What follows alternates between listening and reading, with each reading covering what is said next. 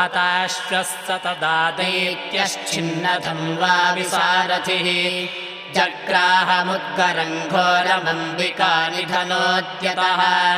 चिच्छेदापततस्तस्य मुद्गरम् निशितैश्चरैः तथापि सोऽभ्यधावत्ताम् मुष्टिमुद्यम्य वेगवान् समुष्टिम् पातयामास हृदये दैत्यपुङ्गवः देव्यास्त्रम् चापि सा देवी तलेनोरस्य ताडयत् तलप्रहाराभिहतो निपपातमरीतले स दैत्यराजः सहसा पुनरेव तथोत्थितः उत्पत्य च प्रगृह्योच्चैर्देवीम् गगनमास्थितः तत्रापि सा निराधारा युयुधे तेन चण्डिका नियुद्धम् खेतदा दैत्यश्चण्डिका च परस्परम् चक्रतुः प्रथमम् सिद्धमुनिविस्मयकारकम् ततो नियुद्धम् सुचिरम् कृत्वा तेनाम्बिका सह उत्पात्य भ्रामयामास चिक्षेपधरणीतले सक्षिप्तो धरणीम् प्राप्य मुष्टिमुद्यम्य वेगवान्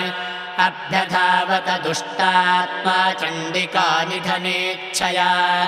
तमायान्तम् ततो देवी सर्वदैत्यजनेश्वरम् जगत्याम् पातयामास भित्त्वा शूलेन वक्षसि स गतासुः पपातोर्व्याम् देवी शूलाग्रवीक्षतः चालयन् सकलाम् पृथ्वीम् साब्धिद्वीपाम् सपर्वताम् ततः प्रसन्नमखिलम् हते तस्मिन् दुरात्मनि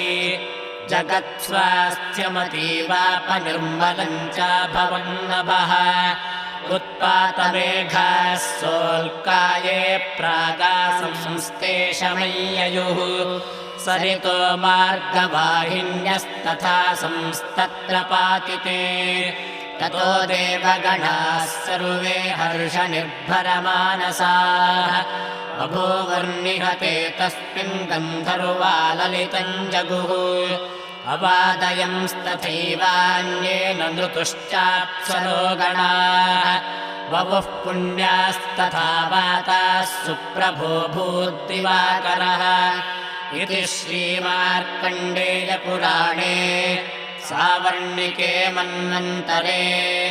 देवी माहात्म्ये दशमोऽध्यायः जगदम्बार्पणमस्तु